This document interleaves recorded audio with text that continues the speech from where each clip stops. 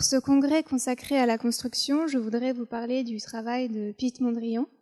Et plus précisément, je souhaiterais revenir sur son ambition de construire une société nouvelle à partir des principes plastiques découverts en peignant. Dans la mesure où la plupart de nos constructions actuelles sont conçues à l'aide de plans constitués de grilles, que ce soit sur papier millimétré ou sur interface numérique, j'aimerais m'intéresser aux qualités que Mondrian prête à ce mode de composition. Il s'agira ici de comprendre la grille selon cet artiste afin de répondre à la question qui constitue le titre de cette intervention: doit-on construire à partir de plans? Alors tout d'abord, Mondrian est né en 1872 aux Pays-Bas. Il appartient à la première génération d'artistes abstraits qui, à l'image de Kandinsky ou Malevich, remet en cause le figuratif entre 1911 et 1917. Alors comme vous pouvez le voir avec cette reproduction de l'œuvre Composition en ovale cube de 1914, Mondrian parvient à l'abstraction par le cubisme. Le mot cube fait ici référence au mouvement cubiste s'écrivant avec un K en néerlandais. Cependant, les formes abstraites au sein desquelles ce mot prend place dans ce tableau sont inspirées des bâtiments voisins de l'atelier de l'artiste. C'est en étudiant l'architecture que Mondrian est devenu abstrait. Les œuvres qu'il crée à la fin de sa vie, lorsque la guerre le conduit à s'exiler à New York, portent, elles, le sceau de l'urbanisme, comme vous l'indique le titre des tableaux à l'écran. Celui-ci, commencé à Londres en 1939 et terminé à New York en 1943, et celui-ci, entièrement réalisé à New York entre 41 et 42. Mondrian commence et termine sa pratique abstraite avec des œuvres empreintes d'architecture et d'urbanisme. Cependant, c'est en 1920, moment où il fonde et théorise son propre mouvement artistique, que l'on comprend ce qui l'intéresse dans ces domaines. Nommé néoplasticisme, ce style pictural doit permettre d'édifier une nouvelle société, comme l'artiste le répète à de nombreuses reprises. Durant sa période néoplastique, Mondrian n'emploie plus que des lignes noires, horizontales et verticales, se coupant à angle droit, de façon à délimiter des surfaces qu'il recouvre ensuite de peinture bleue, rouge ou jaune. Il souhaite que ce mode de composition en grille, découvert en peinture, devienne un style international. Très ambitieux, il désire qu'il tapisse l'intérieur des appartements, qu'il recouvre les façades des immeubles et qu'il soit au fondement de l'aménagement spatial des villes. Ainsi, non seulement Mondrian puise son inspiration dans l'architecture et l'urbanisme, mais il a l'ambition de réformer ces deux domaines. Alors, la première étape de cette réforme nécessite d'investir la totalité de la surface de la toile. Après avoir emprunté au cubiste le mode de composition ellipsoïdale qui laisse les angles vides, comme vous pouvez le voir sur la composition en ovale cube, Mondrian va d'abord chercher à couvrir sa toile. Alors voici la dernière œuvre précédant la période néoplastique, composition avec rouge, jaune et bleu de 1920. Vous pouvez constater que l'occupation y est beaucoup plus uniforme, mais que néanmoins, si les lignes noires s'approchent des bords de la toile, certaines d'entre elles ne les touchent pas, en haut à gauche et en bas à gauche, par exemple. En revanche, les lignes se prolongent jusqu'aux limites dans cette œuvre effectuée 1 an plus tard et nommée tableau numéro 1 par Mondrian, puisqu'il s'agit du premier tableau néoplastique en tant que tel. Alors ce jeu sur les limites de la composition n'est pas anodin. En effet, dans son texte Grids, publié en 1981, la théoricienne Rosalind Krauss affirme qu'il existe, dans le cadre de l'art, 2 types de grilles, impliquant chacune une lecture différente. Les unes qui s'arrêtent avant le bord de la toile déclencheraient une lecture centripète, c'est-à-dire une lecture qui, je cite, va tout naturellement des limites extérieures de l'objet esthétique vers l'intérieur, et les autres qui se prolongent, elles, jusqu'au bord de la toile, engendreraient une lecture centrifuge, soit une lecture allant, je cite, de l'œuvre d'art vers l'extérieur. Ainsi, lorsque Mondrian effectue sa première œuvre néoplastique, Il compose une grille qui invite le spectateur à une reconnaissance du monde situé au-delà du cadre, pour reprendre l'expression de Croce. Alors il poursuit dans cette voie en recourant à différents procédés par la suite. Dans tableau numéro 11, effectué en 1922, il semble avoir choisi de zoomer à l'intérieur de la composition que le spectateur imagine de ce fait avoir été plus grande à l'origine. Alors le philosophe Hubert Damisch déclare ainsi qu'il est possible d'analyser l'œuvre de Mondrian comme une matrice d'où rayonneraient lignes et couleurs, comme nous avons pu le voir avant, ou comme un fragment prélevé dans un champ plus vaste, comme ici. Damisch parle de cadrage au sens où l'entend la théorie du cinéma, et cette notion est très pertinente si l'on regarde le dernier procédé mis en place par Mondrian pour faire de ses œuvres une partie d'un tout plus vaste durant sa période néoplastique. Et donc je parle ici du format en losange employé par exemple dans Composition 1 avec bleu et jaune de 1925. La forme inhabituelle du losange semble en effet tronquer plus arbitrairement encore la surface de la composition. Elle insiste sur son caractère parcellaire. Alors, je ne résiste pas à vous montrer l'œuvre Composition aux lignes jaunes de 1933. Cette œuvre n'appartient pas à proprement parler à la période néoplastique, puisque les lignes, comme vous pouvez le voir, sont colorées. Mais vous voyez qu'ici, Mondrian place l'entrecroisement, c'est-à-dire la méthode même de composition hors champ. Et ce faisant, il oblige, cette fois, le spectateur à reconnaître le hors-cadre comme faisant partie de l'œuvre. Ainsi, par tous ces procédés picturaux, Mondrian travaille à ouvrir virtuellement la surface de la toile vers l'extérieur, ce qui préfigure sa volonté de déployer réellement le néoplasticisme en dehors du tableau. Alors en effet, si les grilles de Mondrian font signe vers l'extérieur, c'est parce que l'artiste souhaite qu'elles se déploient finalement dans l'espace des habitations. Lui-même va expérimenter cette pratique dans ses différents ateliers. Vous avez ici une image de l'atelier qu'il occupe lors de son second séjour à Paris en 1921. Alors Michel Sefort, qui le décrit longuement, insiste sur la présence des deux chevalets. D'une part, un chevalet entièrement peint en blanc, qui ne servait selon lui qu'à isoler chaque toile achevée pour la montrer, et d'autre part, un chevalet hors d'usage, simplement couvert de grands cartons rouge, gris et blanc. L'historien de l'art Alain Bonfant interprète les fonctions de ces chevalets dont aucun donc ne servait à l'exécution des œuvres, puisque le lieu réel du travail était la table. Il décrit le chevalet hors d'usage comme l'ombre du chevalet peint en blanc et affirme qu'il était, je cite, « le témoin dédoublé d'un dépassement qui n'avait pu avoir autrement qu'idéalement lieu ». En effet, Mondrian souhaite que la peinture de chevalet disparaisse et que les formes soient alors reprises par le design. Il l'écrit notamment dans son trialogue « Réalité naturelle et réalité abstraite » qu'il rédige entre 1919 et 1920.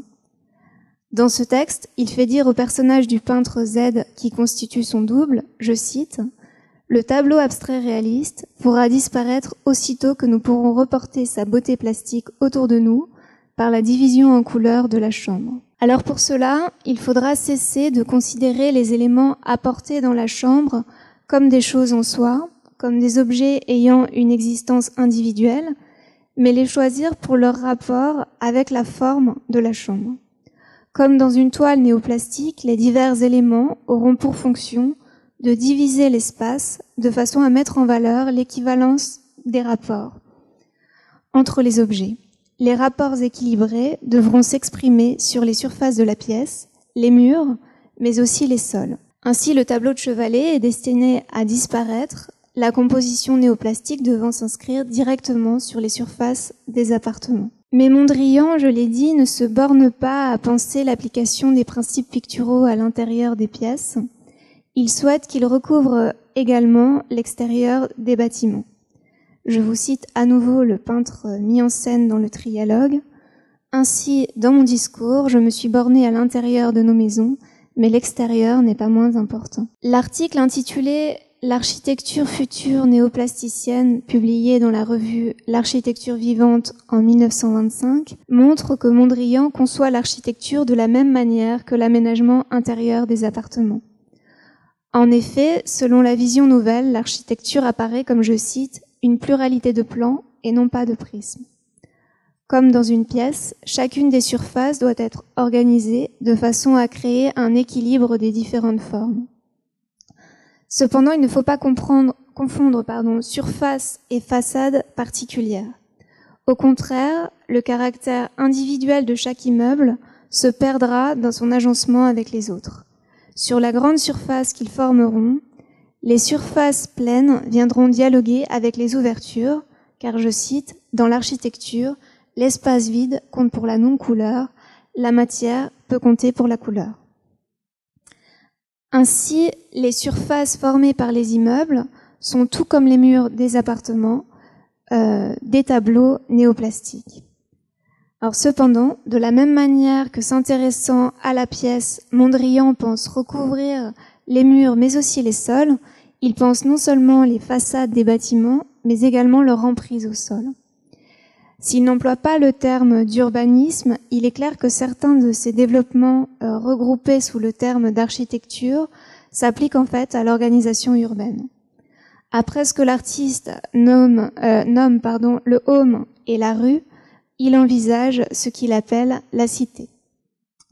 Et fidèle à sa théorie des rapports équilibrés mis au jour en peinture, Mondrian conçoit l'organisation spatiale des habitations comme le moyen de leur faire perdre leur matérialité. En effet, de même qu'une plage de couleurs délimitée par un contour est une forme, un édifice fermé sur lui-même est un objet, mais de même que cette plage de couleurs n'est plus une forme définie lorsqu'elle est enchâssée dans un réseau de lignes, l'édifice pris entre d'autres cesse d'exister en corporéité et comme objet. Il s'agit d'une citation extraite d'un texte intitulé « Le néoplasticisme », publié en 1920. Les lignes qui sous-tendent la composition picturale comme l'organisation urbaine sont la condition d'une disparition des éléments au profit d'une apparition des rapports entre ces éléments. L'urbanisme doit donc suivre, lui aussi, les principes néoplastiques. Ainsi, les objets qui constituent la pièce sont choisis pour répondre à la forme de l'espace. Leurs particularités s'effacent au profit de l'ensemble par une disposition harmonieuse. Les habitations ne se distinguent plus les unes des autres. Au contraire, les immeubles en hauteur préférés aux petites maisons individuelles se juxtaposent pour former une seule et même façade présentant une alternance équilibrée de surfaces pleines et d'ouvertures. Enfin, la disposition des édifices dans les grandes métropoles qui supplanteront un jour villages et petites villes répond à une occupation spatiale dans laquelle chaque îlot d'immeubles s'accorde aux autres, de façon que la ville entière forme une unité. L'appartement, l'immeuble et la ville, dit le home, la rue et la cité, sont une seule et même chose, déployée à différentes échelles.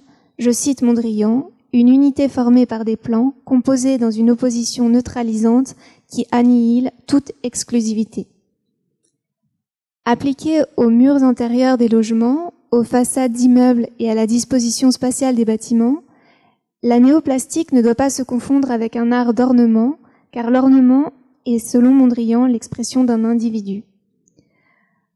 La nouvelle plastique est plus proche d'un style au sens où l'entend l'artiste, je cite, « Dans les grandes époques de style, la personne disparaissait, la pensée générale du temps était la force des idées, l'expression artistique. » Mondrian est persuadé que la nouvelle plastique reflète l'esprit du temps, de la période à venir, qu'il voit déjà poindre ici et là dans certaines productions de son époque. Dans ce temps nouveau, l'individuel a mûri et est devenu l'universel, affirme l'artiste.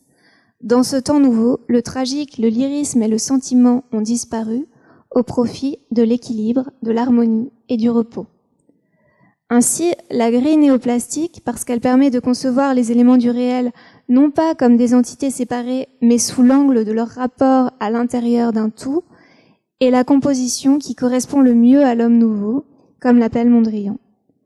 Ce personnage, semblable à un sage, est équilibré, car il n'est plus l'homme simplement livré à la sensation, mais l'homme conscient de l'universel par-delà les apparitions mouvantes. C'est une phrase de l'artiste. Alors pour lui, si le tableau de chevalet doit être dépassé, c'est parce qu'il n'est là que pour une personne à la fois, alors que la nouvelle plastique doit, je cite, être là pour et dans la société. Mondrian a une vision pour le moins utopique de la grille, et je souhaiterais maintenant en venir à la dimension dystopique, peut-être plus connue de cette forme, notamment lorsqu'elle s'applique à des espaces réels. Alors depuis l'avènement de ce qu'on a appelé le postmodernisme, c'est-à-dire, pour résumer, ce mouvement artistique portant un regard critique sur les prétentions du modernisme à conclure l'histoire et à ignorer le réel, la grille, comme modèle d'organisation spatiale, que ce soit à petite ou à grande échelle, n'a plus bonne presse. J'aimerais aborder maintenant ici les reproches principaux qui lui sont faits, et je me limiterai à 3 aspects: le caractère hors sol, uniformisant et totalitaire de la grille. Alors le premier argument fréquemment énoncé à l'encontre de l'usage de la grille dans l'espace réel est son caractère hors sol. Ce reproche s'appuie sur 2 observations. D'une part, la grille est une forme inventée qui n'est pas présente dans la nature. D'autre part, lorsqu'elle est appliquée au réel, elle consiste en une négation des spécificités du site. À titre d'exemple, on trouve le premier argument dans le texte de Croce, laquelle affirme à propos de son usage en art, je cite, « bidimensionnelle, géométrique, ordonnée, elle est antinaturelle, antimimétique et va à l'encontre du réel.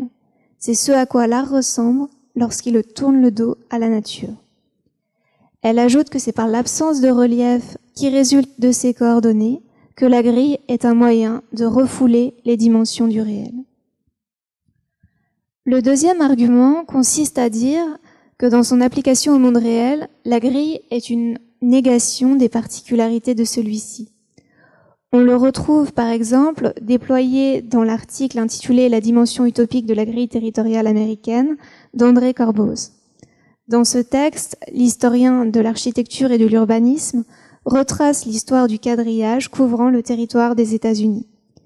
Il affirme qu'il est issu d'une ordonnance promulguée en 1785 par le Congrès, alors que celui-ci, je cite, « ignore en quoi consiste la topographie, l'hydrographie, la nature du sol et du sous-sol, ainsi que la diversité climatique des étendues que sa décision concerne. » Évoquant l'application de l'ordonnance dans l'Ohio à partir de 1787, il ajoute que, je cite encore, « faute d'une connaissance du continent, soit d'une perception de sa structure réelle, il y a donc une projection d'une intention organisatrice qui se substitue aux données, voire s'impose à elles. »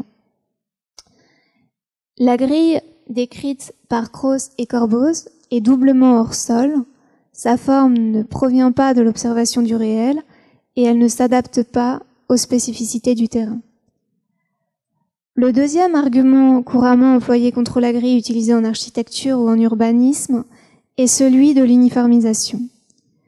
D'après les différents auteurs, celle-ci repose sur l'articulation de 2 principes inhérents à la forme, laquelle dépersonnifie et individualise les contenus qui trouvent à s'y inscrire.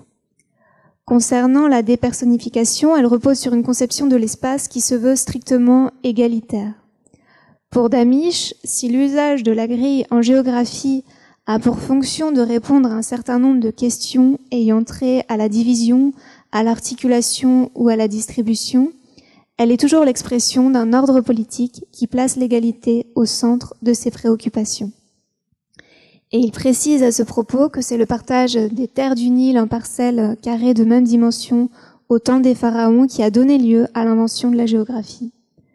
Cette égalité, strictement quantitative, se traduit formellement par une grille très régulière dans laquelle chaque case est semblable à sa voisine jusqu'à donner l'impression que leurs occupants sont interchangeables. C'est ce que confirme Corbose lorsqu'il affirme que le quadrillage du territoire américain avait pour fonction de répondre à l'ambition de Jefferson, créer une société égalitaire composée de petits paysans indépendants et propriétaires. Concernant l'individualisation, elle repose sur une conception de l'espace qui veut que chaque case constitue une unité, pour un usage, pour une personne ou pour un groupe. C'est ce que montre notamment Michel Foucault dans le chapitre consacré au corps docile du livre Surveiller et punir. Je cite, « La règle des emplacements fonctionnels va peu à peu, dans les institutions disciplinaires, coder un espace que l'architecture laissait en général disponible et prêt à plusieurs usages. » Mais le philosophe montre que cette restriction de l'inventivité dans la manière d'occuper les lieux va surtout se doubler d'une possibilité d'uniformiser les modes d'occupation de chacun de ces espaces. En s'appuyant sur l'évolution de l'organisation spatiale des classes d'école, il indique qu'aux modèles institués à partir de 1762, dans lesquels chaque élève a désormais sa place attitrée, correspond un lissage des conduites. Foucault précise, je cite, « En assignant des places individuelles, il a rendu possible le contrôle de chacun et le travail simultané de tous. Il a organisé une nouvelle économie du temps d'apprentissage. » Le « il » renvoyant ici au quadrillage. Bien qu'interchangeables, les contenus des cases sont localisables. La dépersonnification se double d'une très forte individualisation et c'est l'articulation de ces deux modalités qui rend possible l'uniformisation. Enfin, le troisième et dernier argument employé contre l'usage de la grille en architecture et en urbanisme est son caractère totalitaire. Cette critique s'appuie sur la nature illimitée de la forme. Croce écrit par exemple « En toute logique, la grille s'étend dans toutes les directions jusqu'à l'infini. Toute limite qui lui serait imposée par une peinture ou une sculpture donnée ne pourrait être, d'après cette logique, qu'arbitraire. » Cette propriété inhérente à la forme explique qu'en architecture et en urbanisme, elle ait souvent été employée lors des projets ayant pour but de couvrir l'ensemble du territoire. Damisch rapporte ainsi qu'historiquement, c'est à l'époque des grandes découvertes, c'est-à-dire au moment où il est question d'occuper, de peupler et d'exploiter de nouveaux territoires, mais également au moment où l'homme cesse de concevoir l'espace terrestre comme limité, que la représentation de l'espace sous forme de grille s'impose véritablement. La grille porte en elle un potentiel d'expansion infinie qui se joue à travers la répétition. Corboz renforce ce point de vue puisqu'il note qu'au sein même du territoire américain, Jefferson envisageait d'appliquer le système états-unien, je cite, « le moment venu, au territoire sous contrôle espagnol, certains disent même à l'Amérique du Sud ». Ainsi, la grille qualifiée d'Éden et de paradis par Mondrian, qui en fait le lieu de repos de l'homme nouveau, apparaît comme un projet broyant la totalité du réel pour lui substituer un modèle uniformisant. Alors qu'en est-il de Mondrian ? Peut-on appliquer ces reproches à la grille néoplastique qu'il souhaitait voir se déployer dans l'espace réel ? J'aimerais maintenant regarder avec vous s'il est possible de prêter les caractères hors sol, uniformisants et totalitaires aux grilles de cet artiste. Concernant la nature hors sol de la grille, nous avons vu qu'elle repose sur deux arguments, le fait que la forme ne provient pas de l'observation du réel et le fait qu'elle ne prend pas en compte les spécificités du terrain auquel elle s'applique. Ces deux points, je crois, ne concernent pas la grille de Mondrian. Pour ce qui est du premier point, le peintre Z, mis en scène par l'artiste, déclare ainsi « Dans bien des rues commerçantes en France, les différentes façades font la division spatiale de la rue. Elles se distinguent les unes des autres par le blanc ou le noir ou par une couleur définie. Elles forment ainsi une composition de divers plans colorés qui expriment des rapports nets et équilibrés. Le principe d'équilibre des rapports à l'origine de la néoplastique provient d'une observation minutieuse du réel. Concernant le second point, lorsque la grille organise les murs intérieurs des logements, par exemple, elle se doit de partir du réel. Mondrian affirme ainsi préférer les chambres françaises aux chambres hollandaises, car elles sont plus divisées en elles-mêmes. Les chambres françaises comportent des revêtements en bois, des cheminées, des miroirs, là où les chambres hollandaises, selon Mondrian, sont des espaces limités par 6 surfaces plates, simplement trouées de portes et de fenêtres.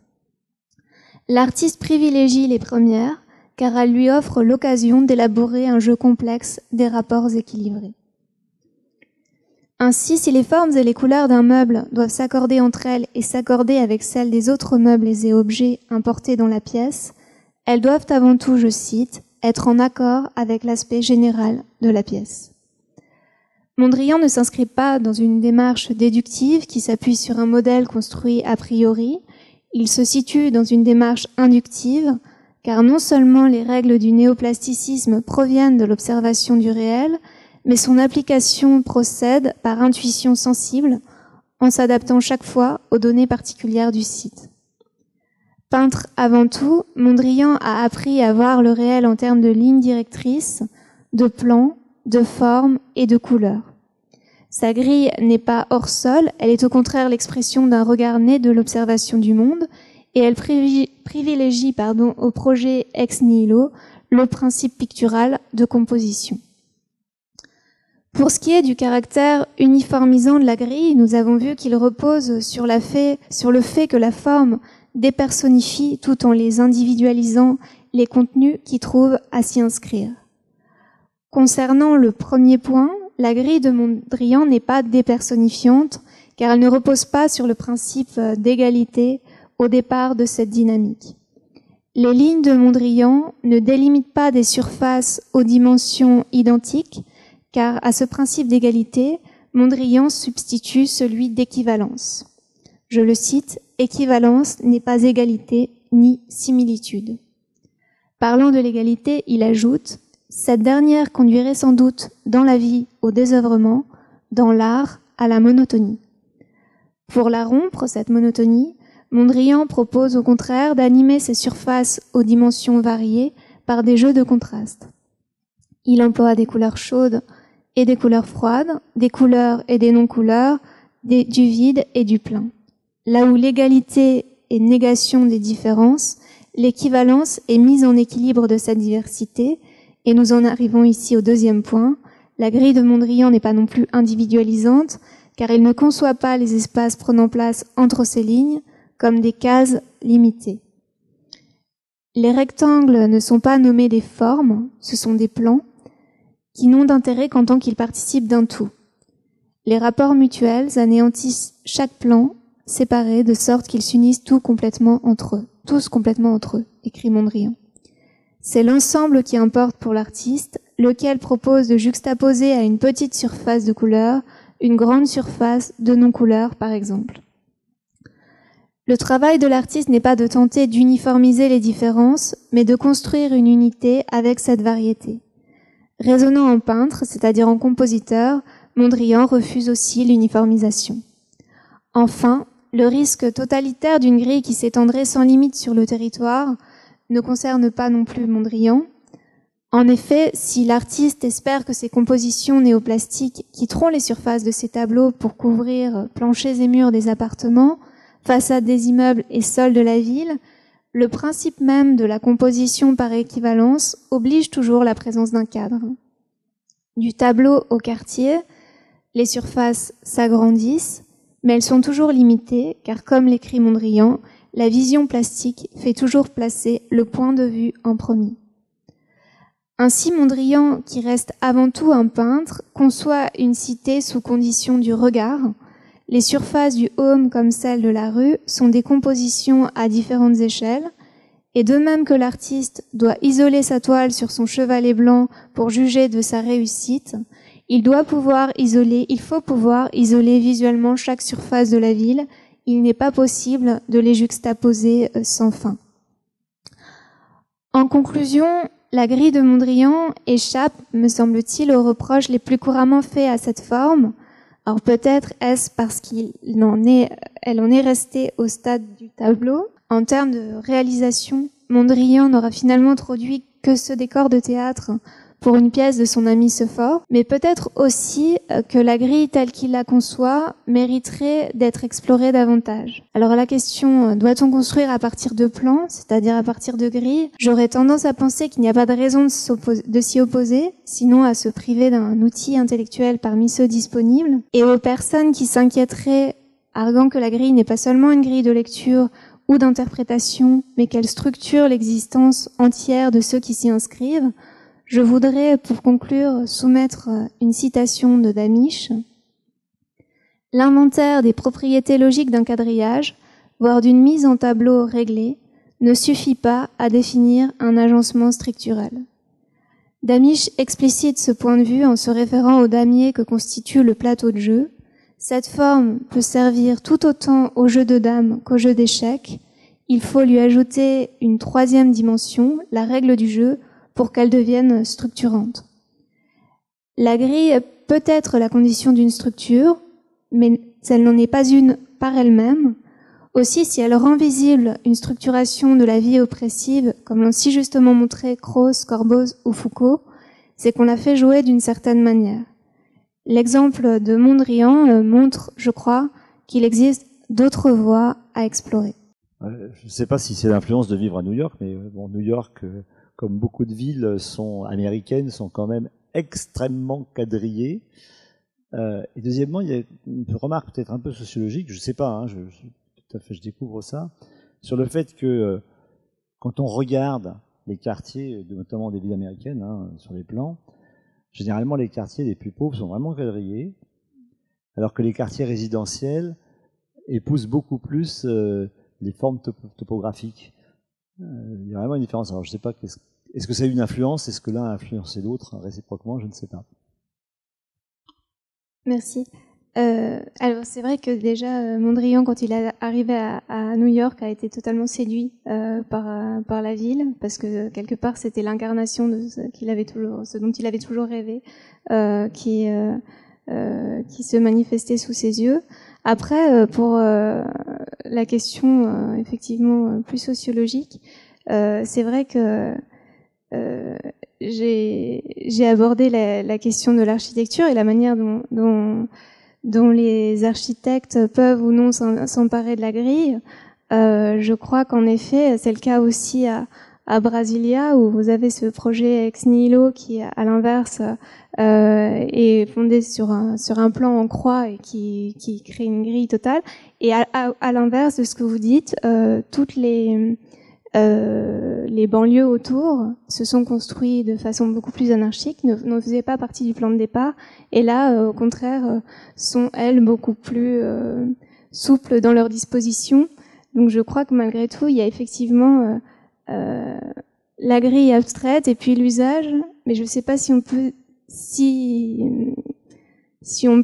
faire des catégories aussi systématiques, disons, entre la répartition, pauvreté, richesse. Parce que c'est vrai qu'à Brasilia, c'est presque le symptôme inverse de New York. Je ne pense pas qu'aux États-Unis, ou moins dans les grandes villes, que ce soit San Francisco, Los Angeles ou New York, il y ait beaucoup de constructions anarchiques.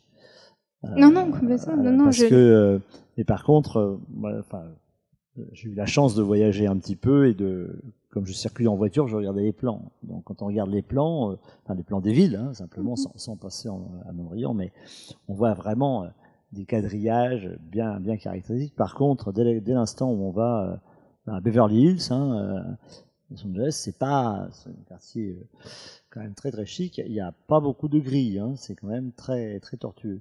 Alors que les quartiers plus classiques sont vraiment... Alors, c'est la bataille navale. Oui, non, bien sûr, non, je voulais juste faire cette distinction entre l'usage et effectivement la forme. Pour rebondir sur la discussion en cours, sur ces fameux plans centre-ville et banlieue, même aux États-Unis, pas tout à fait encore le cas, puisque effectivement les banlieues peuvent être construites de manière plus en épousant la topographie, mais maintenant c'est le centre de New York qui est plus cher que les banlieues. Donc en réalité, je suis pas sûr non plus, pour rejoindre ce que disait Oriane, qu'on puisse corréler, ou en tout cas qu'il y a une causalité ou un plan particulier en fonction de la destination des populations qui vont y vivre. Il y a peut-être une corrélation, mais pas nécessairement une causalité. Après, voilà, le centre de New York aujourd'hui, effectivement, les années 80, c'était à l'abandon, c'était en pleine destruction. Aujourd'hui, c'est beaucoup plus cher que les quartiers alentours qui étaient autrefois ceux destinés peut-être, encore ça s'étudierait, mais destinés peut-être aux plus aisés. Donc je sais pas. Enfin voilà, c'était juste pour dire que ça dépend aussi quelle époque, quel pays. Enfin, il y a tout un tas c'est le principe de la sociologie, de s'adapter à l'évolution des habitus. Oui, il y a des changements de destination. Harlem a été un quartier complètement, enfin, d'abord qui est habité que par des Noirs, un certain nombre, donc c'était un quartier extrêmement pauvre. Et puis c'est dans les années 90 que ça a commencé à changer complètement et c'est devenu maintenant un quartier résidentiel pour beaucoup et extrêmement cher. Donc c'est vrai qu'il y a une évolution dans le temps, mais le temps ne change pas forcément l'alignement des rues et l'alignement du quadrillage. Ça c'est plus difficile à changer. Mais bon, c'était une remarque parce que vraiment, moi ce que j'ai vu à Los Angeles ou dans les banlieues, pas tellement, et à San Francisco notamment, autour de la baie San Francisco, dans les petites villes qu'il y a autour, il y a vraiment il y a quand même des choses assez caractéristiques, je trouve. Mais à l'instant T, il y a une temporalité forcément, qui est tout à fait logique, comme il y aura une temporalité dans Paris et dans la région parisienne. Je rappelle la question que vous posiez au départ, doit-on construire à partir de plans? Et vous avez décidé d'adresser cette question à travers le travail de Mondrian et à travers notamment son usage artistique de la grille. Vous nous avez donné à voir le lien qu'il existe dans l'œuvre de Mondrian entre abstraction et urbanisme, l'urbanisme et l'architecture étant pour Mondrian source d'inspiration, mais constituant aussi des domaines qu'il compte réformer, voire révolutionner. Vous nous avez alors invités à une plongée dans les œuvres de Mondrian, en particulier dans sa période néoplastique, et vous nous avez montré en quoi son traitement de la grille invitait le spectateur à penser hors du cadre, hors des limites matérielles de l'œuvre. Cette invitation à sortir des limites de l'œuvre picturale, vous nous l'avez montré, se traduisait pour Mondrian par l'application de ses principes de composition à l'architecture, donc à l'architecture intérieure d'abord, par exemple, mais également aux bâtiments, aux rues et même à la cité. Et vous avez expliqué en quoi, pour Mondrian, ce projet était utopiste et traduisait un idéal. Vous avez poursuivi cette conférence en évoquant, à l'opposé de ces idéaux de Mondrian, les reproches adressés à la grille appliquée à l'urbanisme et à l'architecture, à savoir, d'abord, son caractère hors sol, qui ne tient pas compte des particularités du milieu. Ensuite, le fait que la grille pousse à l'uniformisation, à l'individualisme et à la dépersonnalisation.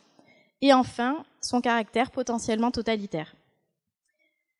Et vous nous avez cependant expliqué que, selon vous, ces critiques ne s'appliquaient pas forcément au projet néoplastique de Mondrian. Mondrian qui, restant d'abord un peintre, conçoit son application de la grille à la cité, en premier lieu comme un projet visuel. Donc si je reprends la question que vous posiez au départ, doit-on construire à partir de plans? Vous avez répondu, il me semble, que le résultat d'une telle entreprise pouvait être critiquable dans certains cas, mais vous nous avez aussi invités, avec Mondrian, à explorer d'autres usages moins totalitaires, moins négatifs de la grille.